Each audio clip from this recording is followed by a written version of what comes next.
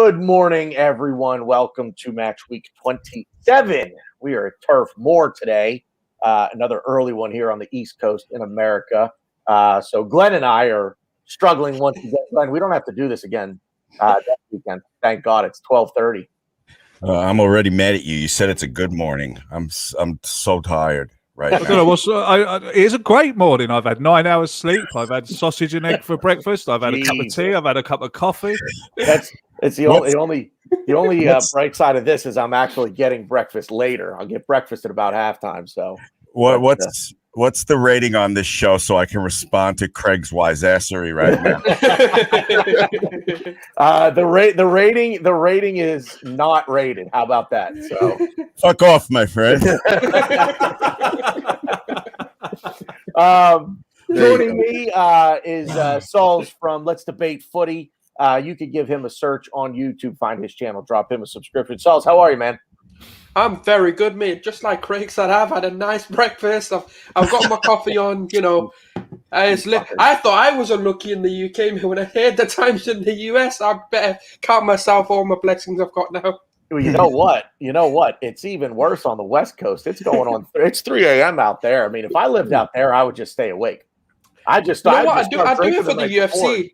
You know what? Actually, I take everything back. I'm happy that you guys have to do this because I have to do it for the UFC and for the boxing. So, you can suffer for the football.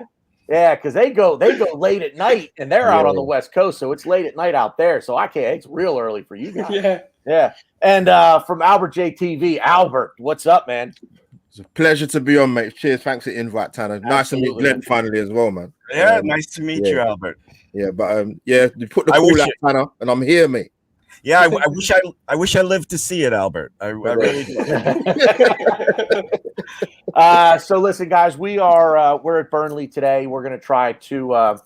I'm not gonna take credit for this. I saw it on Twitter last night, but believe this is the final stop on the Avenge a Dumbass Red Card tour.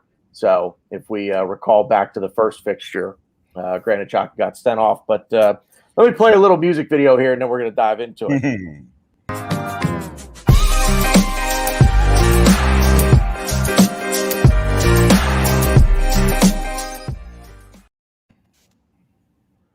So the word of the day is consistency.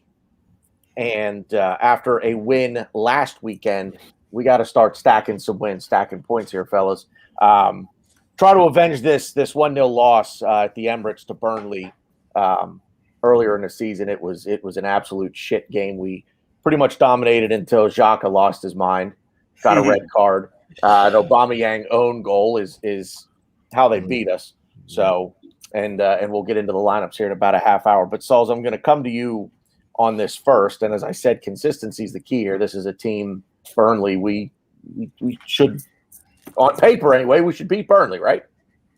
Yeah, I mean, if you see my tweets, I said we absolutely do. And if we don't, I can, Arteta can call me and I can tell him how to set up against teams because I've done about, a couple of hours of research on Burnley and I've already found the key way to beat them and actually how to stop their most threatening attacks. Now, in their sort of last 6 to 7 games, you'll start to see a pattern emerge when they score goals. It's early crosses from deep.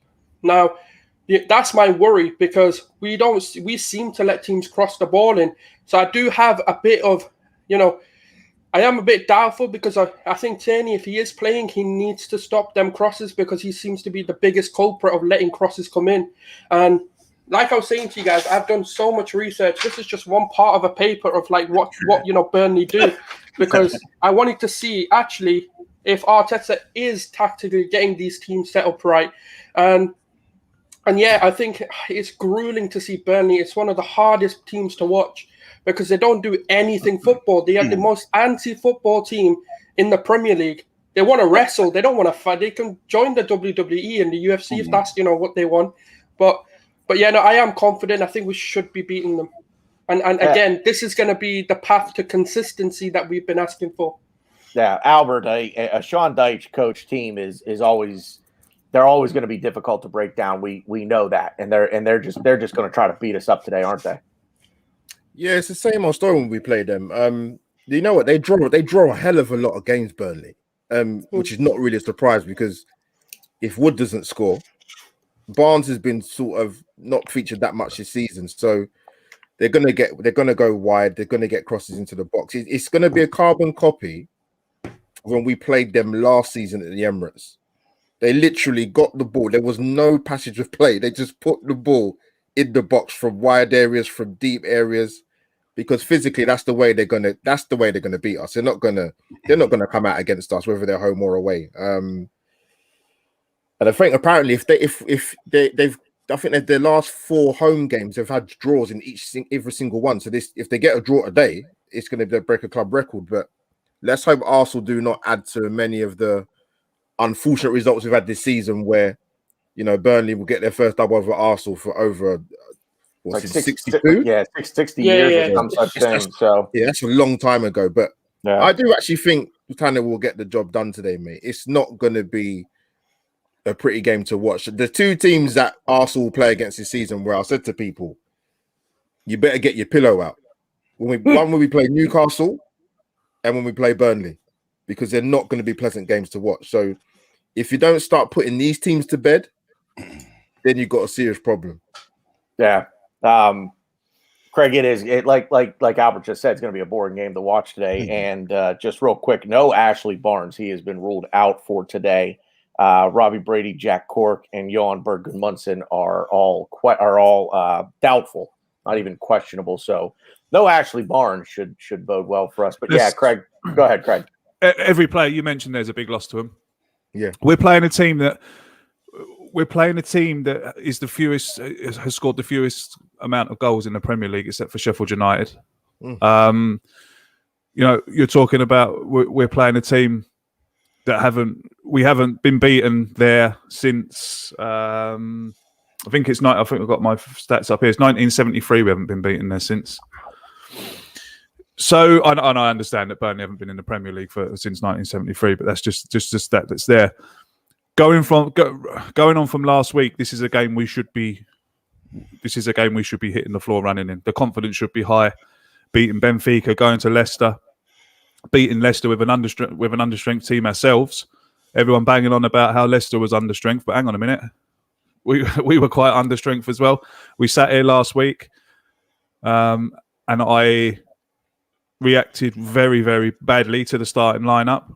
So we all did. Most of us did. Well, we all did. Every single person on this panel. Yeah, just went ballistic. I'm not gonna say anything about the starting lineup this week. I'll let you boys do that.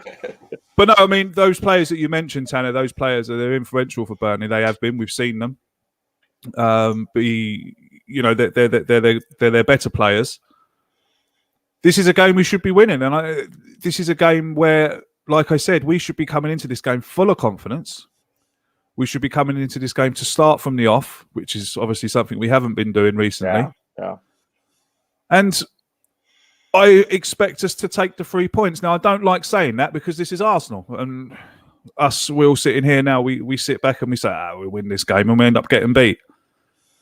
But I want to see what everyone else is saying there. The word mentioned is consistency. That's what I want to see. I want to see us leave. I want to see us start where we left off against Leicester last week. Yeah, go ahead, Glenn. Don't be shy, Craig. We all were the Frankenstein mob when we saw the starting lineup last week. So don't be gun shy about predictions.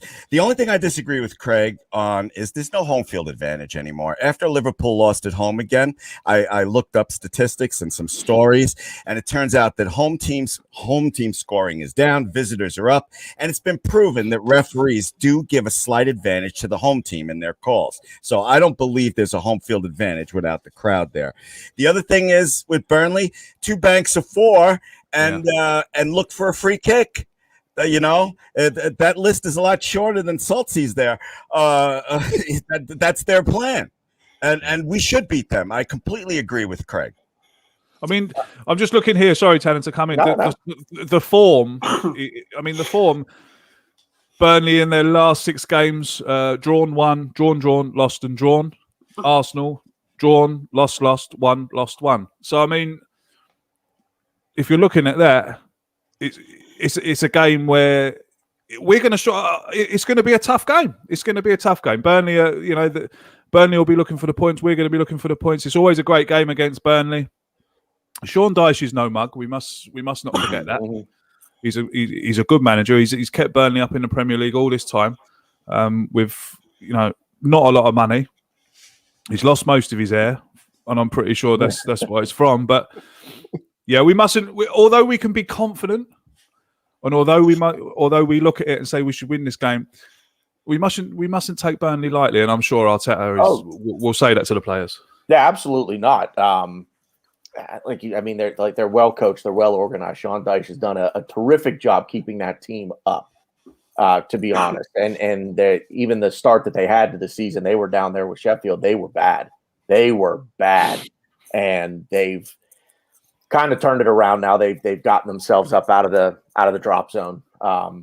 So SULZ, it's like Albert said, it's get your pillow, man, because it's going to be a boring game to watch.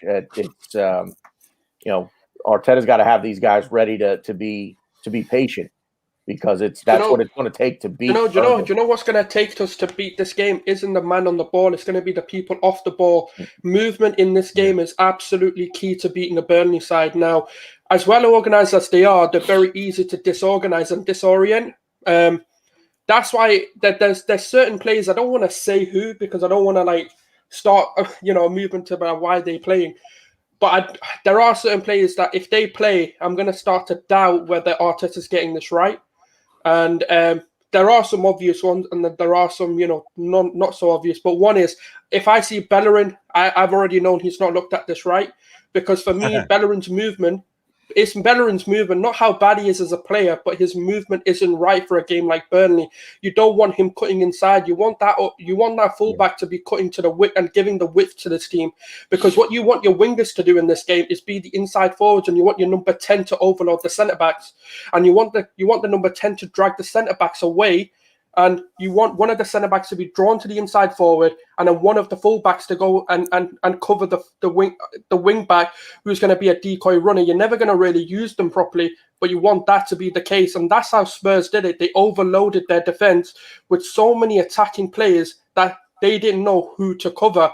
And that's why, when you look at that first goal, that's how it all came up, because there were too many players for Burnley to focus on, and it was a brilliant ball that split their defence, and it was clever play. That's what you got to do against Burnley. It's not easy, but it can be done if you're intelligent with the way you play. Yeah, Albert, the Scum did it last weekend, right? 4-0. So if they can do it, why can't we? Yeah, well, wasn't their last game the draw with Leicester, and before that was when Spuds beat them? I don't know who. They drew Leicester midweek, and the Scum got them 4-0. I'm so useless right now. I'm sorry. I'm not far behind you, but Albert, go ahead. Like I said, if the Scum can put 4 past them with everything SULZ just said, why can't we? Yeah, it's true. I can't disagree with that. But Burnley's a weird team. I can see actually why they've stayed up in the Premier League for the recent years they have, because they somehow, I don't know how they do it, they just pull results out of the bag. Obviously the Liverpool one stands out, but they seem to do it. But then they go into the dips where they draw a lot of games. I think, you know what it is? I think if the number 10 role is going to be key in terms of who's going to play behind the main striker, hopefully it is Aubameyang today, because I think apparently his best record against is in the Premier League is against Burnley. 7. Yeah, 7 goals. Yeah, Craig. Yeah, so you're not going to beat Burnley in the air, so you've got to be smart, because Tarkowski and Ben Mee will just eat up the crosses alive, man. So Arsenal got to be patient, like they was against Benfica in the second leg, because Burnley are going to be a difficult team to break down. But like Craig says, and we should go there and win, man. If we want to talk about consistency and getting some momentum in this team, it's about time we started putting these teams to bed. And again, we need to start games better. That's been the common denominator throughout the entire season. Mm-hmm. Agreed. I want to see us be on the front foot for the first 15, 20, 25 minutes, not sort of sideways passing. It needs to be quicker. What's happened to the sort of 2-touch passing? That's something you're taught when you're a kid. And Arteta should be, as a technical gifted player as he was, yes, you might not have some of the personnel to execute that, but you've got enough players in that Arsenal team or squad today to get the 3 points. Yeah, Burnley is they're just a bunch of 11 solid, good players. They're like the droid army from Star Wars, they're all the same. They're tough to break down. They're tough to break down because they just got a bunch of, they have nobody outstanding, and we should win this game. Craig, jump in. Yeah, we should. Yeah, I mean, look, it's all about what we do, isn't it? It should be. Absolutely. I think we're the ones that got to be looked to be dictating the pace of this game, because, like Glenn rightly said, there's no home advantage. There's no fans in the ground. I think Burnley have become like a little bit of Stoke City. When Arsenal go there, they like to make it tough for us when we go to Turf Moor, and try to make it a cauldron, if you like, when Arsenal come to town. But yeah, it's all about us today. It's all about us, and I want to see Pepe. I'd like to see Pepe starting. I'd probably get some hate for this now, but I'd even like to see Willian start today. It's to make players play better. They've got to be playing, and they've got to be playing confidently. And he had a superb game against Leicester, and was arguably man of the match. I don't think anyone can deny it. So, who can deny Willian? But I think what we might see is now, and something that we're all forgetting, is that the news this week about Arteta looking for 6 players, or Arteta bringing in 6 players. This means that there is positions to be played for at this football club now. Yeah. And if you want to stay here next year, 100%. You're going to have to start playing, because if you don't, it's very easy for you to be out of this team. Do you know what it is, Craig? On top of that, it's not just the fact that we've got 6 players, but if you look at the rumours of those 6 players, they are fantastic names. And if any of those, like Awar's been linked, Lamptey's been linked, you've got the likes of Edouard that's been also linked. You've got some players who, if any of those players have any self-respect, they'll be like, you know what, those players will come in and immediately take my place. Yeah. So players have got to step up. Players at this football club have had it too easy for too long, and I've always said it. Going back to the Giroud days. I mean, I've got nothing against Olivier Giroud, but he was playing for Arsenal up front because there was no one else.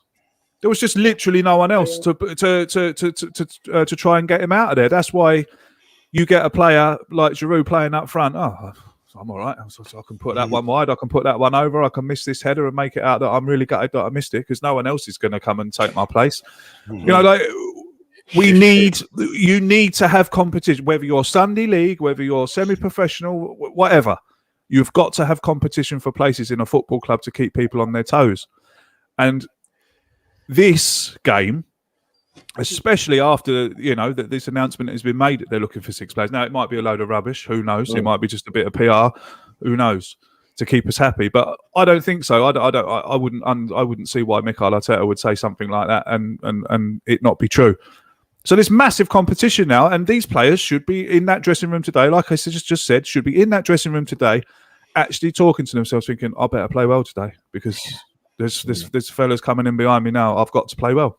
The only thing I can add to what Craig said is I agree with him with the Willian and the Pepe, because they're going to try to force us out wide. So let's have some guys out there with a little speed and know what they're doing. Yeah, Albert. So I think everybody's in agreement. The key to this game is going to be the number 10 role. It's either going to be it's going to be Odegaard. I don't know who else plays in that role. I don't think Smith Rowe. Not because of the injury. I just don't think this is the game you put him in. Odegaard will break that Burnley team. Yeah. And I'm going to say it with my absolute chest. If Odegaard plays this game, you can expect a masterclass today. And just let me repeat what I've been saying for weeks now. 1 game at a time, best healthy 11. I don't want somebody sitting for the next game to rest them. We're in a war. We got to win. We got to win as many as we can. We're not none of this resting stuff. Now I'm starting to wake up. He's waking up. He's perking up now. But it's true. Go ahead, Albert. It's true what Glenn says, because look, teams are dropping points ahead of us. Now, results on Thursday didn't necessarily go our way, but results on Wednesday certainly went our way. Teams above us are dropping points. Glenn's right. We need to be taking these games seriously because European qualification through the league is not out of the question right now. In fact, I'd say it's 50-50. Yeah, you know what it is. You know what firstly with Arteta and sort of team selections, I think I said it quite a few times. I think I'll give up. I'm trying to second guess this man. It's impossible. It is. It's ridiculous. I'm scratching my head sometimes thinking, who's he going to go with? And I just think, you know what? Sometimes I think, just sod it, man. Like, I might just think, you know what? He might go with that front four, or he might go with this fullback. But if you ask me if anyone's going to sit here and tell me they know what team he's going to pick week in, week out, they're lying. Yeah. In regards to the consistency thing, you know what the problem is? You've kind of answered your own question. Really, is it's a really, really odd season. I mean, you've seen some of the results. It's insane. But the problem is we haven't been good enough to capitalize on other people's mistakes. So, they see the table, they think, only 6 points off of, moving up the table. But then we throw in a clanger. We don't get the win. We get the draw. So Arsenal, if they're gonna do it, they need to get a move on and start getting this run together. But yeah, it's just us. Are we good enough to capitalize on other teams' mistakes? And at the moment, it hasn't happened, but it needs to start ASAP, boys, man. Absolutely. Well, it's back to consistency. Consistency, right, SULZ? Yeah, it's that's the thing that I've always said. This squad doesn't have that in them, and I do think recently, especially, we've changed that mentality quite a lot. The culture of this club is changing, and that's why I am thinking that obviously it's all coming from the manager trying to get, because I've always Craig's podcast with Kevin Campbell, actually, for me anyway, and I know Kevin said this quite a lot, and it opens up your eyes if you go and watch what he says. He goes, this is 17 years in the making. You can't expect a culture to change overnight. And now we're seeing it, like the Benfica game. If this was any other season, we would have lost that. The Leicester game, if this was like even if you look a few weeks ago, that Leicester game, we would have lost that. So, yeah, my army's strong. But yeah, no, we would have lost them games, and I am seeing now a mental side to this team that I haven't seen in about, I'd say, 17 years as well, because they're looking passionate, they're looking fired up. Goals are not getting to their heads anymore, and even when we look at the Leicester game, the reason why I say that Leicester game to me just impressed me was because from minute 1 to minute 90, we pressed the entire game. We were 3-1 up, and that press didn't stop. 86, 87, 88 minutes in, we were still pressing like we were the team losing. Leicester looked like the team they were winning. And that's what I wanted to see all year around. And that's why I do believe Arteta's starting to get things right. Now, the reason why I don't say the corner has been turned specifically is because the results now need to start turning. And we need to start getting a consistent run of results, because the performances, regardless of losses, have been there, but it's just the results haven't gone our way. And that's, for me, I think our biggest problem, and I think what Arteta needs to now focus on is our finishing, because we're creating the chances, but we're unable to take them. We're not clinical and we're not ruthless enough when it comes to taking our chances. Yeah, don't have me spouting slogans like trust the process. Let me see some wins, and let me see, more improvement. So, sorry, Laka and your boots, but I don't want that crap. I don't want that crap yet. Yeah, that process thing, that's banned. I don't use that on my channel, man. I don't use that word on my channel. I've never used it. Honestly. I haven't. Put it up under the banned phrases. So, Craig, drop the knowledge here that you just gave to us in the private chat. Go ahead and tell everybody what you just saw. And hopefully, no, don't do it. Please don't do it. Well, No? look, I'm going to look very stupid if it's not true, but I'm hearing that Callum Chambers is starting today, along with Thomas Partey, Aubameyang, Saka. They all start. So that's what I'm hearing. Look, I'm only telling you, don't shoot the messenger. I'm only telling you what I've seen. Where Chambers is playing. I would imagine he's going to play. I reckon he'll be playing right back. I reckon perhaps something wrong with Tierney. Cedric's gone on to the left. Okay, I'm not too bothered by that. Yeah. So look, we got to get behind him. He's a boy. He's our boy. He's in the shirt. I know he hasn't played for a long time. If it's true that he's playing, we've got to get behind him. he's an Arsenal player. I don't actually mind Chambers as a right back. I thought you might be going centre back, which is why I was a bit worried, because we need to stop doing this pep roulette where we don't know who's going to be playing, what partnerships are playing, because football is based on partnerships, and individuals, as good as they can be, you need to build those relationships and partnerships, especially centre backs and your centre midfielders if you're going to play a two, which is what we've started to do now. And when we start rotating centre backs is where we're starting to see the losses and our system not be implemented effectively to what we want to play. Chambers as a right back, to be honest, his movement is good. But I just worry because he hasn't played in a long time. He hasn't been loaned out. It's not like he's played elsewhere. Oh, you're dead right. Come back in. You're dead so, right. I don't know how fit he will be to be able to run up and down that pitch and give the movement and the energy, should I say, that a Cedric would offer. But yeah, I mean, if he plays, like you said, we've got to get behind him and we have to back every single player, because at the end of the day, we support Arsenal. Why are we going to slag a player off for playing? I'm not too worried about the defence, to be honest with you. And to be honest with you, I haven't been too worried about our defence for most of the season. We've got the third best defence in the league, which is mad. If you think about it, So my worry has always been up this season, and I said it last week. Imagine where we might be if we could score a few goals. Exactly. My problem is scoring goals. Mikel Arteta has the challenge on his hands to get the players that he's got there to create the chances and to score goals. I think next year it's got to be his biggest focus is to get someone in, and I think he will. I don't, this doesn't spell the end. I'm pretty sure it won't spell the end for Aubameyang, because you can't leave him out. But we certainly need someone in that box that can header a football. If you've got Kieran Tierney and Pepe going down those wings next season, you have got to have a striker in that box that can header a football. Yeah, but it's the midfield too, Craig. If there's no link-up play, how are they going to score? Oh, the link-up play will be there, mate. We'll have Thomas Partey. Do you know Thomas Partey? Thomas Partey will be there. Granit Xhaka will be there.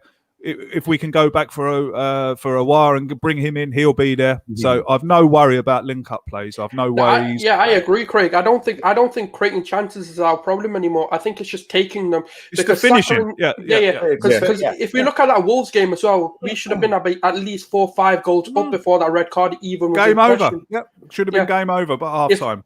Because it's not like, it's 1 or 2 chances we're talking. We're talking about nearly 4 or 5 chances that we're missing per game. Even if 1 or 2 of them go in, we can put those games to bed. Real quick. Sorry, I weren't laughing at you there. So sorry, I was just laughing at that. Oh, yeah, no. I don't get that one, to be honest. Look, if I look like Ryan Reynolds, don't get me wrong. I'm actually flattered to be compared to Ryan Reynolds. But if I look like Ryan Reynolds, I wouldn't be sitting in my bedroom talking about Arsenal at 11:30 in the morning. No. You'd be out wearing a red suit with a mask over your face. Exactly. Fighting crime as Deadpool. Real quick. Actually, it's actually kind of funny he brings that up. I was wondering why my wife was calling me that the other night. Well done. Did I hear you guys say Tierney's out today? No, I was just saying that I think if Chambers is coming in, he could be possibly playing at right back, and perhaps there is a problem with Tierney, and they're going to move Cedric over to the left. All right, that's all. Okay. Thank you, Ryan. You are right, and you are wrong, Craig. Okay. Is it out? Why are you? Here we go. Yeah, I can't find him. There you are, boys. Read them in the week. Oh wow. Okay. So Chambers is Chambers is playing right back. Why is so the problem must be with Cedric then? There must be a problem with Cedric because I would think so. Yeah. That's if you're looking at that team, that is the team you're putting out. The only change there for me would be Cedric for Chambers. So there's obviously something wrong or something up with Cedric. That is a very, very strong team. My mind turns to, is Bellerin hurt? Is he hurt at all? No, I don't think he works in this game. Oh, okay, okay. No, Yeah. no. Because I find it interesting that if Cedric's out, he puts Chambers in instead of Bellerin. Yeah, so that's a great point there, mate. Out to me. Yeah. That's what stands out to me. Good point.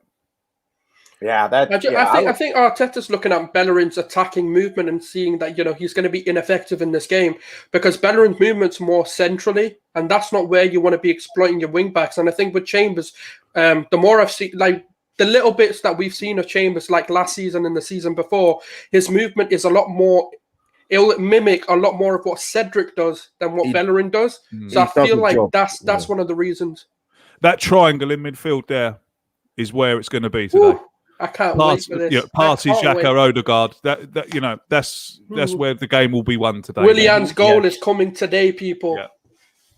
Yeah. SULZ has got a couple of real big predictions for today. Yeah, he's had his breakfast, man. Yeah, he ate his Wheaties. I think someone drugged my coffee. Someone's drugged my coffee, lads. So, Albert, what do you see? What do you see with this lineup, man? Go ahead. It's a good enough. That's more than a good enough side to get the 3 points today. You know what? Any team sheet I see Bukayo Saka on, I'm happy. Love the kid to pieces. I think he's been the beacon for us this season, if I'm being honest with you. And the thing is, with him, even if it's games where he's not effective throughout the course of the game, he's always at the key moments to when we score our goals. He's always his intelligence and his footballing brain is exceptional when he's adding goals to his game now, which is important because this was the issue if Aubameyang wasn't scoring. Who else is going to score the goals for us? And actually, you know what? I think he actually could have scored a lot more goals this season. Pepe's got, I think, he got 8 in all competitions apparently, and that's not bad for someone that's been kind of more or less in and out the team this season. So we need more goals from other areas of the pitch because it wasn't too long ago where was it the stat against Leeds where we scored the least amount of home goals for 4 years at home after 11 games, 12 That's games. Right. Yeah. Least amount of goals in the top 12 as well at that point. But yeah, like SULZ said, we're creating the chances, man. You even look at the first leg against Benfica. That tie should have been out of sight. Aubameyang could have scored back-to-back hat tricks. So the chances are there. So yeah, I expect us to get the 3 points today with that team. And SULZ, you know what? You might have a point. William might break his duck today. You never know, man. Yeah, with Chambers in there, look, Arteta has a get out of jail free card after his starting lineup last week, and we all jumped down his throat. But I don't have a problem there with Chambers if in practice he's showing that he's fit and ready to play. I mean, he's kind of like Tierney with less talent. He's got that attitude of come on, let's go. And 2 years ago, wasn't he? What's their names? Fulham's Player of the Year. I mean, I realize in second place was probably the team mascot, but Chambers is a decent player. Yeah. And again, you know what? The funny thing with Chambers, when he's at Fulham, he actually didn't play as a centre back. He played as a CDM. That's right. Yeah. It's mad to think Arsenal haven't. I mean, under different managers, haven't sort of looked at that and thought, you know what, this guy's actually done well out on loan in a completely different position. So I don't know, mate. Have they missed a trick or not? I'm not sure. I think that boat's probably sailed. But yeah, interesting. This is a big game for the Xhaka partnership. This it really is. They should be running this show today. Them two, they should run it. And I will be worried if they don't. Craig, how do you see Chambers and Saka linking up? God, mate, who knows? How can we answer that question until? That's why I asked you. You know what? You said Saka and Chambers. You said Saka and Chambers. The key player being Saka. It doesn't matter who you put behind that man because that man will make anyone look good. Because Saka can do this on his own. And that's why, I don't mind, Chambers being in there so much because flipping out, he makes Bellerin look better. And Bellerin hasn't been great, So I mean, there's no reason why Callum Chambers comes in today and makes a stamp for this position for himself. Yeah. Why not? He's got to, because he's going to be another one of these players thinking if he's bringing in another 6, I keep banging the same drum, but he is being handed an opportunity here today, and he has to take it with both hands. Yeah, he's probably the player at the top of that list, Craig. Can I ask? the guys a question, BG, if you don't mind? Yeah, I don't mind at all. Does anybody here think that Xhaka is the long-term solution next to Partey? No. No. No. Not a long term, no. Okay. But while he's here, he is doing well, and he is improved greatly. I'm not knocking him, Craig. I'm not knocking him. I know. Oh, absolutely, I know. I didn't say he was, mate. I just want to get a bit of perspective on Granit Xhaka. He's played every minute. Like the Player of the Month board went up, and Granit Xhaka's on it, and everyone jumped on. Oh, Granit Xhaka. Anyone who votes for Granit Xhaka doesn't know about football. Well, then I don't know about football because I voted for him. He's played every minute of February. He has improved drastically, and he has been really, really good for us this month. And I don't see no reason why Granit Xhaka can't be Player of the Month. I wish I saved the tweet because I don't even know who tweeted it, but they put together his stats for the month, and they were ridiculously good. Yeah. Now look, we can. Look, I know just because they were good this month. Yeah, I understand 100%. That he hasn't been great the month before that. But I'm a football fan that will judge a player on his last game. I'm not a football fan that's going to go judging players on like this thing. Someone brought up the argument with me about him throwing his shirt and all this business. Now, first of all, you need to get your facts right because Granit Xhaka never threw his shirt on the ground. Yes, okay, what he done that day was bad. What he done that day was very unprofessional. But he's only human. If you've got 60,000 people on there standing up, shouting abuse at you, I would like to see someone who would keep control. Because I tell you what, I bet the four of us here wouldn't. I know I wouldn't. After everything that's happened to him, after the abuse he's been taking on social media, this, that, and the other, he's came out and he's done an interview and he's told us what's been going on. It's absolutely disgusting. And it makes me sick to think Arsenal fans are doing that. But anyway, look, getting back to the question. Is he the long term? No, he's not. But at the moment, he is the term. So let's get behind him, and we'll see what happens next year. Craig.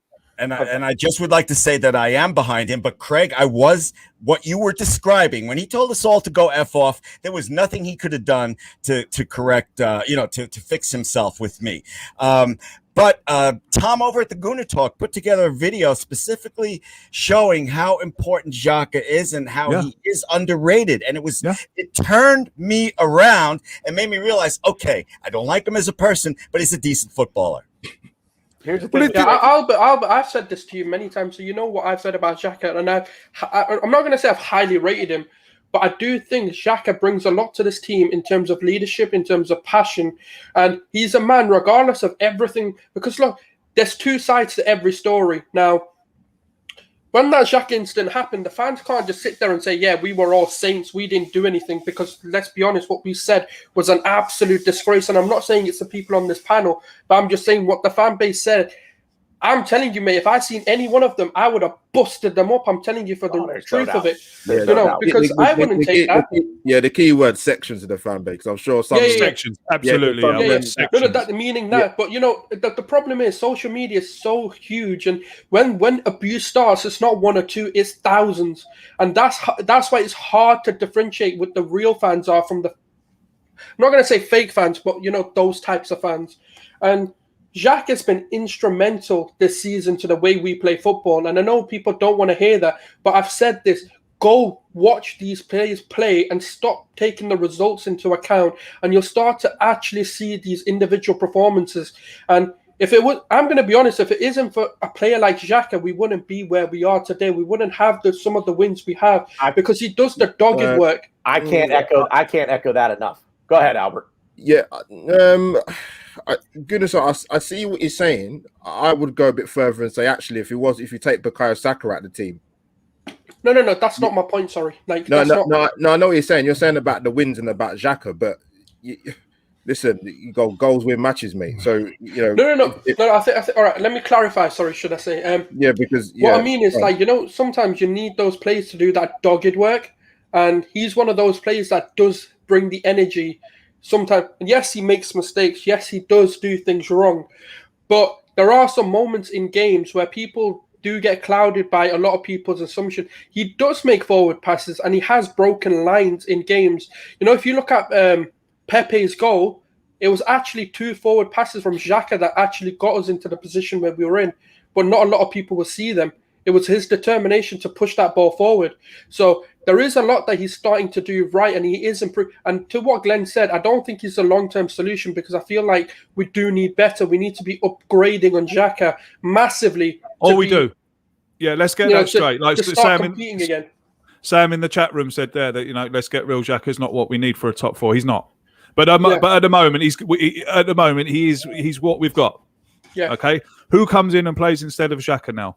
At the moment, who plays instead of him? Can anyone tell me who should be playing instead of him? Exactly. No argument here. There is no one. So that's what my options were not great. Yeah, the options aren't great. So my biggest, like, I'm on Twitter here now and I'm scrolling through Twitter, and last week we saw a player play out of his skin and win man of the match, and Twitter is in uproar that Willian is starting. Okay, Arsenal fans on Twitter are in uproar that a player who played last week and gave a man of the match performance has won his place back in the team. I don't quite understand this thinking, and it's starting to really annoy me. I'm quite a plastic guy, right? But this is really starting to annoy me. This man played out of his skin last week. 2 assists, man of the match, and people are complaining that he's starting again. Again, I understand that it was last week, 2 weeks, 3 weeks, 4 weeks, 5 weeks. Why can't we just go to judge a player on what his performance was last week? See, Craig, that's where you get frustrated, because the last thing that the Arsenal fan base is a beehive mind. We're more like a steel cage match with 20 people inside all fighting each other. And just to reverse back a little bit, SULZ, what you were saying before, I didn't like how you said real fans would not boo. You can't legislate people's frustrations with what Xhaka did. No, I didn't say that. Sorry, Glenn. Oh, all right. I'm going to shut up then. No, sorry. All right. So what I said was, it's hard to differentiate the real, like the fans that maybe don't, not necessarily. You can boo a player, doesn't make you a fake fan, but it's the players who send that abuse from the real. Well, the real and the abusive fans, should I say, or the supportive fans. That if I hope that's cleared it up. Oh, no one. I don't. I understand. I understand. I think no one is saying that you can't. No one on this panel or any Arsenal fan is saying that you can't say anything bad about a player or you can't criticize about a player. Of course you can. But it's all about. Arsenal would have no fans if that was the rule. Oh my Lord, you got that right. The thing about it is. The thing about it is, and the important thing about it is how you do it. Yeah. Mm-hmm. Yes. Yeah. Sorry, Biddy. Sorry, man. I was going to say, just with the Xhaka thing, I think this is my take on it, right? I think anyone with the resemblance of any sort of human being in them understands with the social media aspect and the death threats and the abuse that's not acceptable in any walk of life. Like, I understand. Let me nail that straight away. I think a lot of the frustration for a lot of people that day was the game at the time was 2-2, and he's walking off the pitch. That was the crux of it for me personally. Some of the fans are abusive. I understand that, but going back to Granit Xhaka and sort of his performances in the team, Craig, you make a good point where you're saying about the Willian thing, because regardless whether you think someone's a good player or they're past their best, if you're looking at it purely from a footballing point of view, you shouldn't have an issue with Willian starting today. That's just fact straight away. Like, listen, I don't have an issue with that. With the thing with Xhaka, I've always said, I've been pretty consistent with what I said to him. Some people say to me, "Oh, but you're harsh." I'm like, listen, go on Twitter and go on Instagram and go and see what the meaning of harsh means. I'm quite polite about Granit Xhaka, believe it or not. So I think he's a good player. I think in terms of him, I'll go further and say, I just think in terms of the player he is to play in the Premier League, I don't think he's cut out for it. He'll prosper in Italy or Spain because it's a slower pace, the tempo. But I think in this league, I think he gets found out way too much. I mean, I just put up a comment that I put out there, and the fact is with Granit Xhaka, he's not Mr. Right in this position, but he's Mr. Right now. Yeah. Absolutely, and that's the fact. And let me just say, to the abuse that he took prior to throwing the armband on the ground and kind of egging the crowd on, I think a lot of these players, I dare say 95% of professional athletes have pretty thick skin. You go into this knowing that you're going to take some abuse from fans, no matter what sport you're playing, no matter where you're playing that sport. The invention of social media has just given a voice to any whack job with a computer or a cell phone at this point. Where I think the line gets drawn is when the abuse either becomes very personal, if it becomes a racial thing, or if it's directed at someone's family. If you just want to go have a go at Xhaka about being a poor footballer, I think he can take 100%. that. Yeah, I think he can understand that. But what I was seeing was things aimed at his wife and baby daughter, and I don't have kids. And if I had one, there is no length that I would not stop at, or that I would stop at to defend my wife and my child, and give him credit for not going Eric Dyer and going up into the stands after someone. Quite frankly, I will say. I'm serious. I mean, that's. I will say, I don't think that they were Arsenal fans anyway. We mustn't paint a bad picture of the fan base. I know there's a few loonies about, but we mustn't paint the fan base as a whole. They probably didn't even support Arsenal. Well, but you go on about social media being part of what it is. I was looking at something this morning, and I was thinking to myself, Christ, can you imagine if social media was around then? I'm just trying to find it now. Because we don't have any anti-Jacques people on this panel, I feel compelled to say that what he did was the exact opposite of what people expect from Arsenal, which is class, and that was the most unclassy thing you could do. And as far as social media goes, tough. That's part of the job. I understand abuse has no room for abuse anywhere, but you got to take it. It's part of the job now. It's part of society. Unfortunately. Yeah. Unfortunately, yeah. Hey, you got a voice. You can criticize a player if that hurts your poor little feelings. Tough. Well, but at the same time, Glenn, like I said, the thing is, if you're abusing Xhaka as a bad footballer, that's one thing. I said no abuse. Forget it. I didn't forget it. Let's all just agree. Xhaka's the right man, right time, whatever. No. That's not what we're saying. None of us. Hang on. Not one of us has said that. We've actually all agreed that he's not the man. Yeah. But why we have agreed on is that he's here and he is the right now. No, I'm getting upset because we're treating them like little babies with social media. It's part of the job now. If you can't deal with it, I 110% disagree with that. Yeah, I'm not talking about abuse. Stop bringing it around to abuse. All right, but without the abuse, Glenn, he doesn't act out the way he acted out. There's cause and there's effect. He didn't just take the human being. There's every man and woman, every human being on this planet, Glenn, and you're you're the same. And as Sam has said there, your passion is absolute, is uncalled. Oh, yeah. It's brilliant. It's absolutely brilliant. But look, we've all got limits. Whether I'm a professional footballer, whether I'm a waiter, whether I'm whatever, we have all got limits. And if those limits are reached, and if my limits are reached, you stay out my way. It's as simple as that. And I think that's what's happened with Granit Xhaka. It was on him every week. He must read it, see it, hear it, and it's just got to a point where he's got sent off. That's acceptable with my 18-year-old daughter who complains about it, and I'm like, turn it off. He's a grown man. I get the sentiment behind. Hey, look, there's a good argument to be made on both sides. On the one hand, Glenn, you're right. He's a grown man. Like, man up, take it. But like I said, that it's you can only expect a man to take. So you look, man. You back a dog into a corner. What's that dog going to do? But Billy Good, you know what the thing is? See with the social media thing, right? Yeah. I think Glenn, I think you might agree. I'm not so sure, but having social media is a choice, you know. It is. Yeah. That's where I agree. And that is the key thing. That is the key thing. But you know what, Albert? Though on the flip side, right? We're closer to to play. I know this isn't going to come out right, but we're closer to players than ever before in the terms of we can interact with them. And let's be honest, right? Like, look at like the people on like AFTV. Look at people like we've got fan channels, and we talk to ex players. We talk to even current pro players. More than we've ever had. We're starting to build relationship with these players, and they've started to become human in our eyes.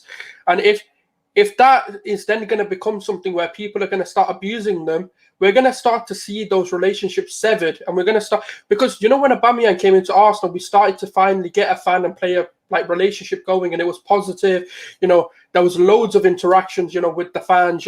Every game now we're starting to see shirts being given to fans, obviously when they were allowed to be there. And why are we trying to ruin something so beautiful because we don't like a player? I don't understand that. And when you say it's a choice, I get it. But why are we now making them? Why we're starting to make it not a choice, and we're starting to make it something which they're hoping not to have a relationship with fans. No, I'm not. Go on. Sorry, mate. I was speaking to Kevin Campbell yesterday about social media, and he said if social media had been about when George Graham was there, it would have been banned. No player would have been allowed on social media, and if found on social media, probably got fined or something. It would have been banned outright. I mean, it's something. Sorry, I was just going to say, when I say it is a choice, what I'm saying is you're not saying you can't have social media, because at the end of the day, it's up to you as an individual how you choose to use it. And funny enough, I think even if this is right, Julian Nagelsmann, he refuses to have it. Yeah. He had it. He said, you know what? He said, I just don't understand why people need to use. And he's what is he? 33? 35 somewhere in age.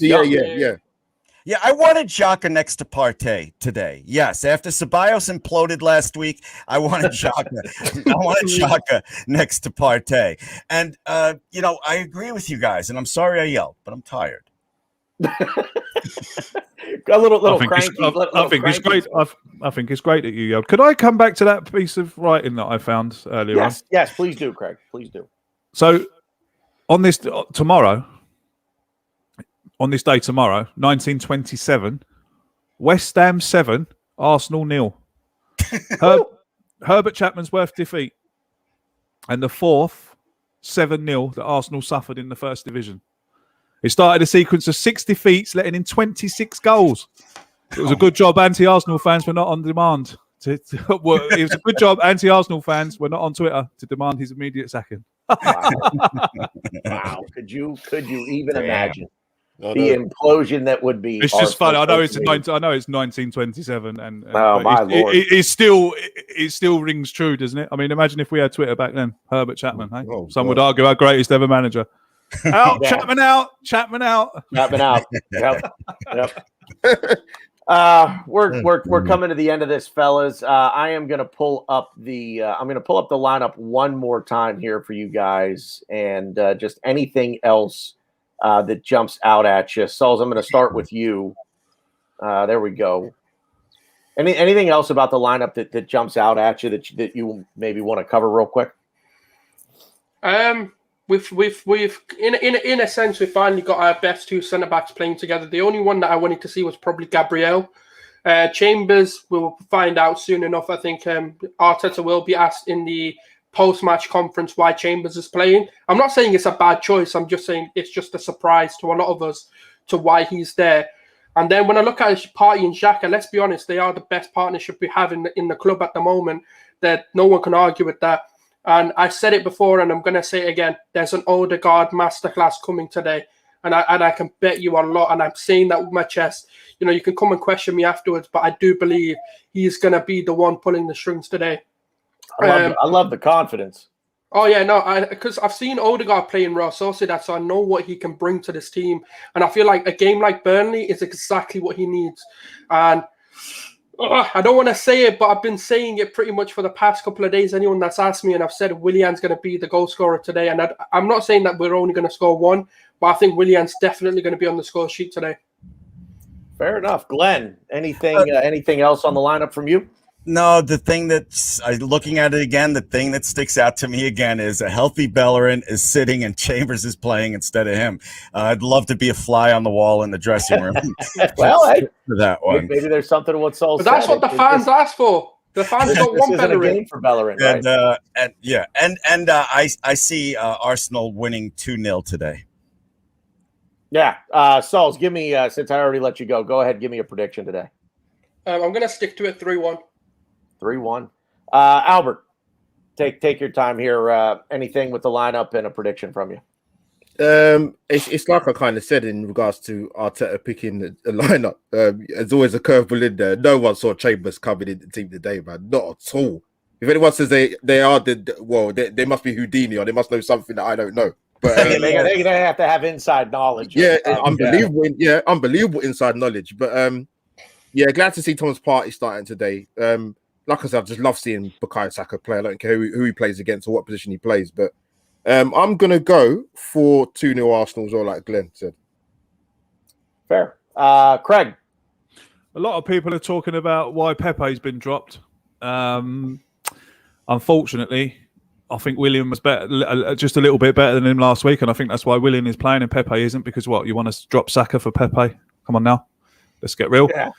I know that Pepe. I would rather Pepe on the left, to be honest, and I can see why the managers left him out. Unfortunately, he misses out due to William being so good last week, and he's probably a bit unlucky that Saka comes straight back into the team. So I think that's why we'll see Nicolas Pepe. Well, I think that's why Nicolas Pepe's on the bench. It's harsh on him. I'm gutted for him because he was just, he looked like he was coming good, but this is football, and the manager knows better than me. So, Craig, do you think Saka will start on the left today? Looking at it, no, he'll start on the right. I'd say, mate. I'd say Willian will be on the left. There'll be a triangle there. Xhaka, Partey, Odegaard, Saka on the right, Willian on the left. That's what I would say. But like I say, what do I know? I'm going for 3-0 Arsenal today. Ooh, a lot of confidence in the group. A lot of confidence in the group. I don't even remember what my prediction was, to be honest with you, from the other night. I don't even remember having confidence. It's Arsenal win, hopefully. I know I had an Arsenal win. I think I had. I have it right here. I have it 2-0 to the Arsenal. That's what I said on the Gooner view with. That's what I said on the Gooner view with Ryan the other night. So I'll stick with the 2-0. So thank my panel here, Glenn, of course, mainstay here with me. SULZ, thanks, man, for jumping in here. Go ahead and shout out the channel, the Twitter. Where can the people find you? Yeah, pretty much on Gooner SULZ on YouTube. You can even search Gooner SULZ on Twitter and you'll find me. But the actual Twitter handle is @LeicesterBayFooty. And thank you very much again, Tanner, for having me. It's always a pleasure. Oh, pleasure, man. Pleasure, man. Great stuff. Albert, thank you so much for taking the time, man. Go ahead, shout out where the people can find you as well. No, of course. Firstly, people smash the likes, man, and big up the panel as well. No, Tanner, I appreciate the invite, man. I was on the channel for a while, yeah. But Albert JTV, easy to find. That's on Twitter and obviously YouTube. But my Twitter handles there @AUMO57. So come and subscribe, people. Yeah, Glenn, any last words here? No, I got good. Craig, do I need to I think everybody knows where you're at, but go ahead and shout it out anyway, just in case they've been living under a rock for the last 3 or 4 years. Thank you very much indeed. You can find me on Twitter @ScottyBoyGooner, and you can come and follow the podcast at the same old AFC. All right, guys, that's it. I'm going to make these guys tear down the tents and pack up the coolers and everything, and then we're gonna make our trek up to the turf more. We'll be back. Slightly different panel for post game for Arsenal aftermath, straight after full time. Good footy talk, guys. We'll see you out there. Come on, you Gunners. Come on, Yas. Come on, Arsenal.